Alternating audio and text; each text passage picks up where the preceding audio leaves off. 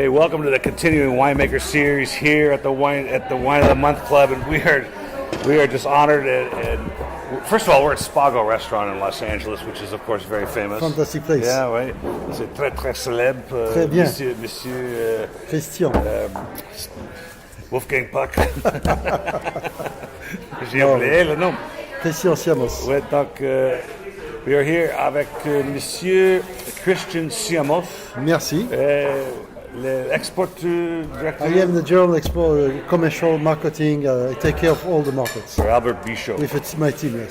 So, I have to tell you folks, it was the best wine speech presentation session I've ever been in, because we really got into the soil and we discussed how Pinot Noir and Chardonnay extract that character from the soil, and that's what the passion of this business is about, is it not? Yes. Right?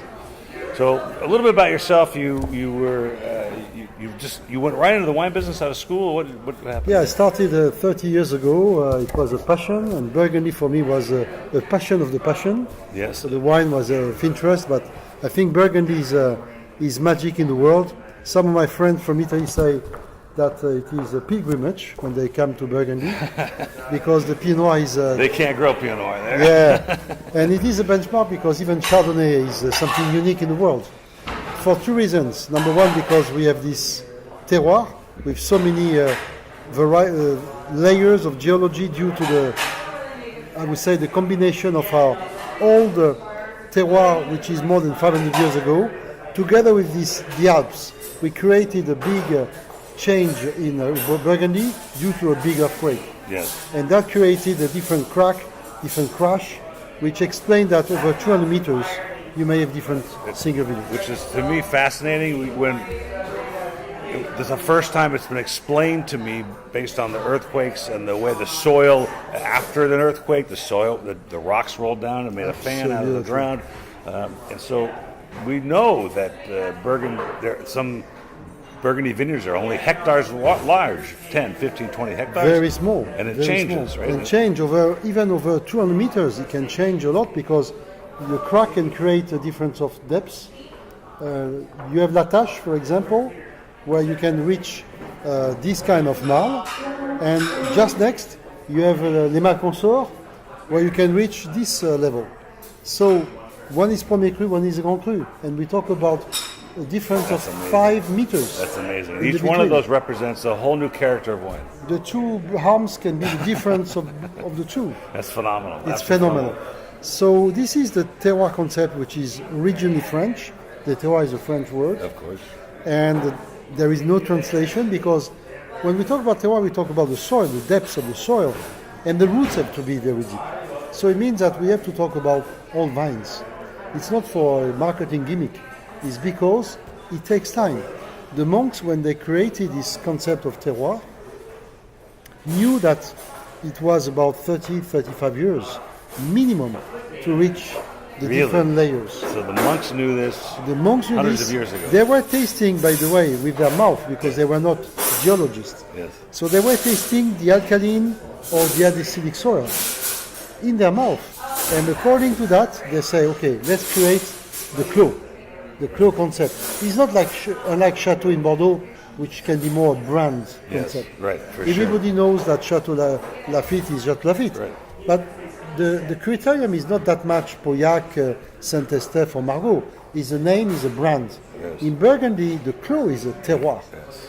So how many years ago, this is one of the questions I wanted to ask during the presentation, but I didn't want to interrupt, was when did I don't know what the indigenous name for Burgundian is, a person from Burgundy. Bourguignon, yeah. Bourguignon. When did they notice and witness and understand that these things were changing so radically, and they were so, because these are millions of years old. Yes, in fact, the monks has been, the French living in Burgundy started the wines 2,500 years ago.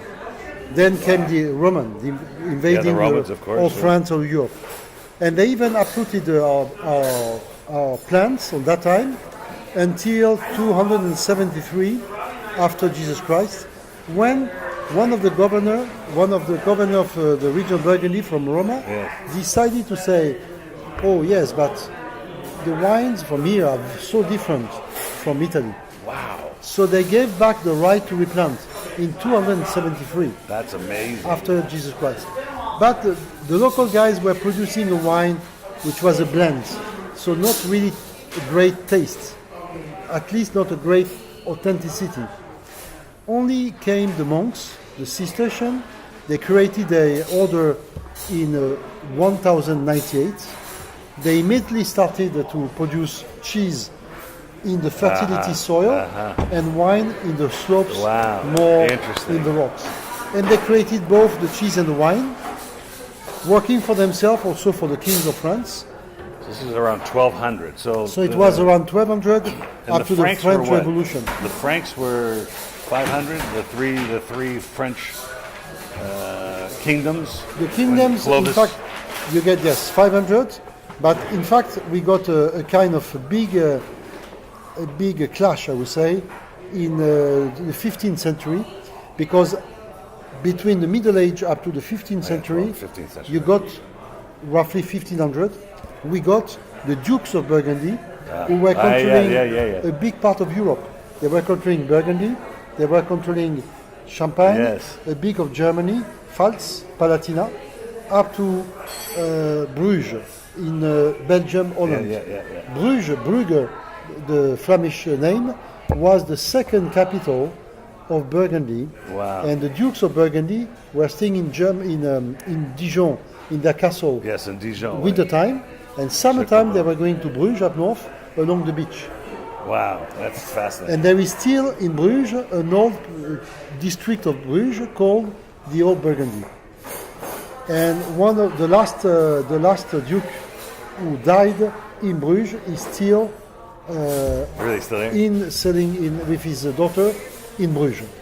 Then the French kings who realized that there was a risk of splitting France.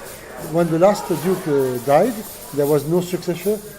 Charles XI, the king at that time, Charles XI, immediately took over Burgundy. Okay. And fortunately, France now is France. But it could have been a real separation. One side, the Burgundy kingdom, and the eastern side. it could have been a And the problem. western side would have been Paris, Brittany, down to Navarre Wow. in Spain. That would have been a problem. That was what the dukes of Burgundy wanted, Yeah. split the territory. Split it up. They all But, wanted their own power, see, right? But in fact, there was the last duke called Charles the Téméraire was with no son. It was only a girl called Marie de Bourgogne. She was a big fighter against the kings, but she fell from the horse and she died when she was less than 30 years I old. think she So she established Beaune.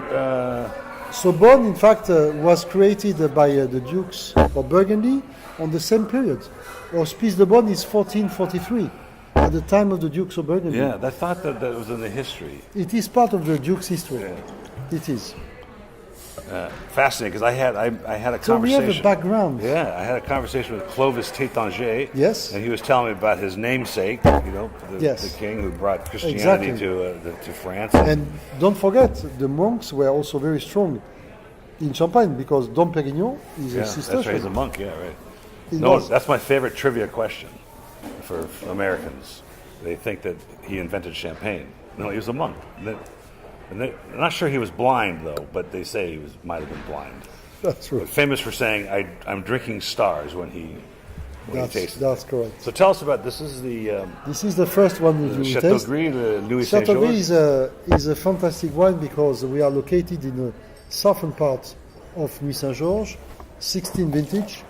It is 3 hectares of monopole, which means that the single vineyard Premier Cru is 100% owned by Bichot family. Wow.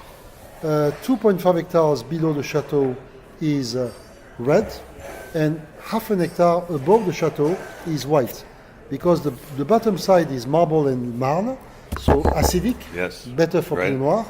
The upper part is only marble, so alkaline, better for Chardonnay.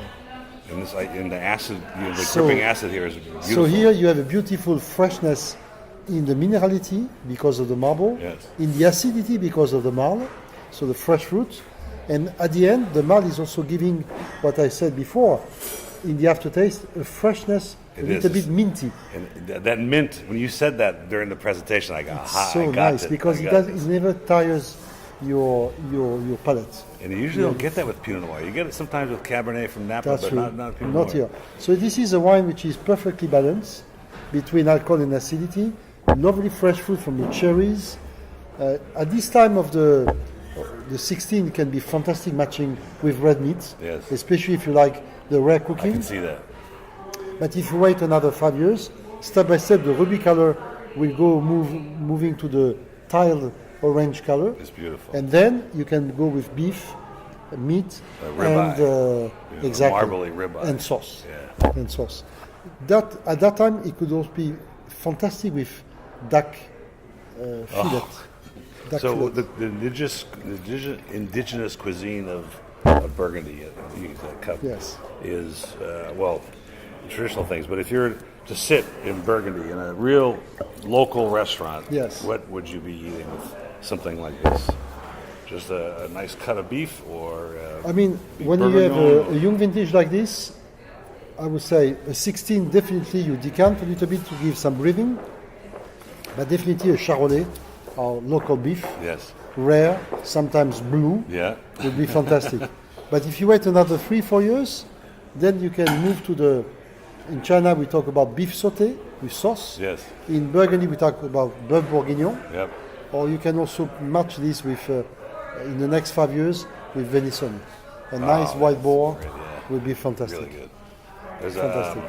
my cousin owns a restaurant in Pasadena. It's an Italian restaurant, but his chef is French, and they added beef bourguignon onto the menu.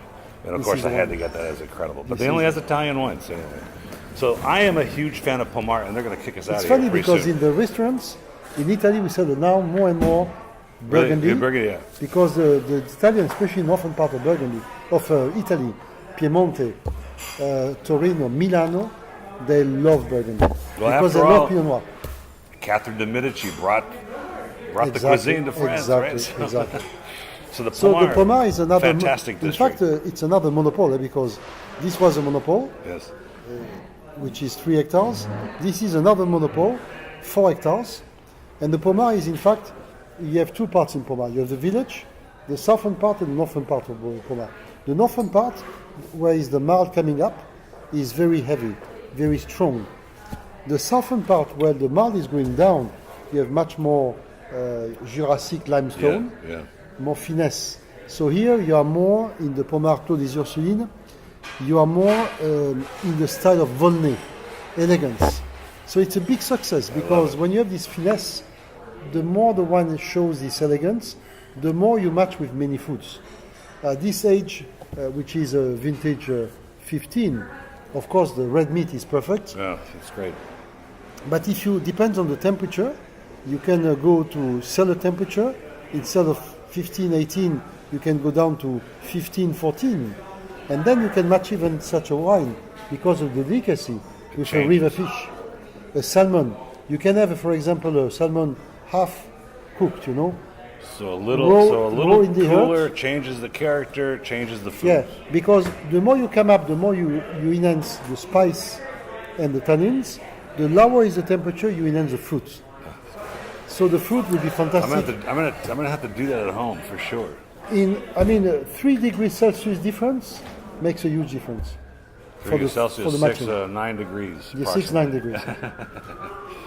Hey, it was a pleasure. It looks like they're going to kick us out of here. Yes, we try anry. No, we did great, Christian. I appreciate the time. My pleasure. And, we will by the come way, see you. I was telling you about the Yeah, legs. they're amazing. Part of the Yeah. Well, you know, phenolic maturity. your An wife empty had glass. great legs too. Yes. They were Yes. beautiful. But you smell that, you have always, even an empty love that, glass yes. Oh. is still perfume. Because the legs stick to the glass, The empty glass likewise does. your palate. Right. So it's fantastic. Cheers, everybody. Santé Thank you. again.